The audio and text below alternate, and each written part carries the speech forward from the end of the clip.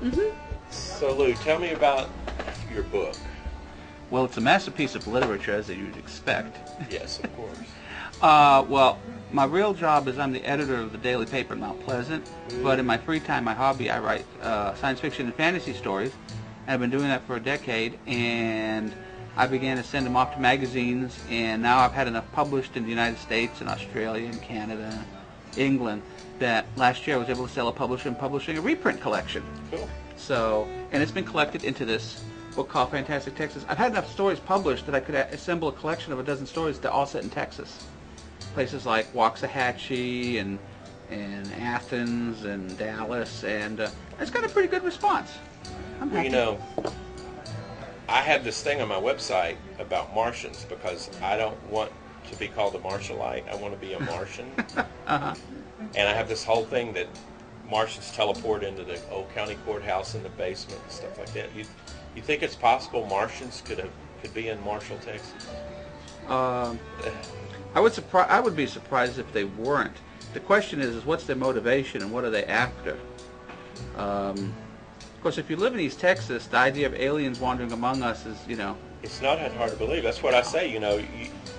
I think they chose this place because it's so easy for them to fit in here. Mm-hmm. I mean, half the people you see look like they could be from Mars. Well, the thing is, Marley Ivins, may she rest in peace. Oh, yeah. I saw her on a media show that actually came out of Canada about 2004. It was called Hot Type, and I saw it on cable.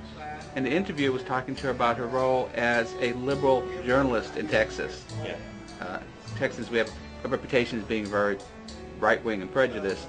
And he said, how is it like being you in Texas? And she said, people are okay. People are not prejudiced. There's a lot of stereotypes about Texas, and most of them aren't true. And then she said, I forgot this. I'm sitting there flabbergasted. She said, the only stereotype about Texas I got to say is really true is everyone in East Texas is insane. Mm-hmm. And I was sitting in Windmill at the time. I was just like, oh my God, it's that obvious, So, Well, then there's Wimberley. Yeah, but Windmill is pretty. I've heard it called the prettiest town in Texas. As you can probably tell, I'm not a native Texan. So, tell me, if somebody wanted to buy your book, how would they buy a book online? You can go to Amazon, you can go Barnes & Noble, you can go to Books A Million. It's offered through all the... It's published by a small publisher, but it's a real publisher.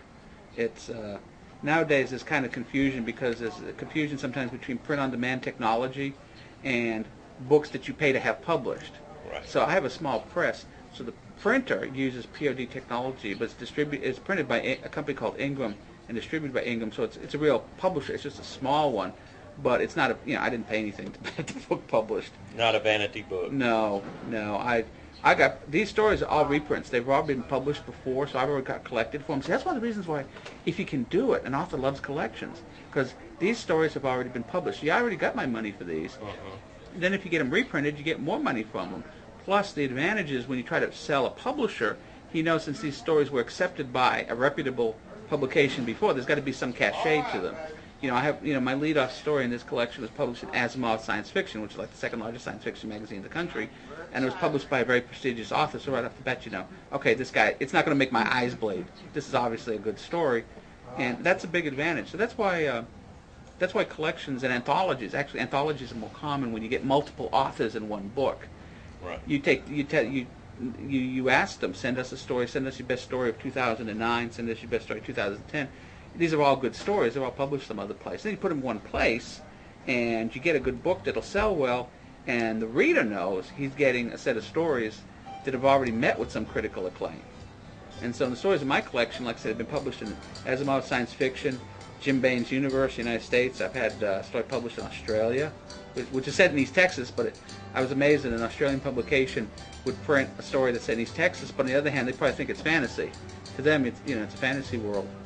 England, one of my most critically acclaimed stories, was set in East Texas post-World War III in an alternate reality where the Cuban Missile Crisis turned into the Third World War, and it's set in the Republic of Texarkana. All right.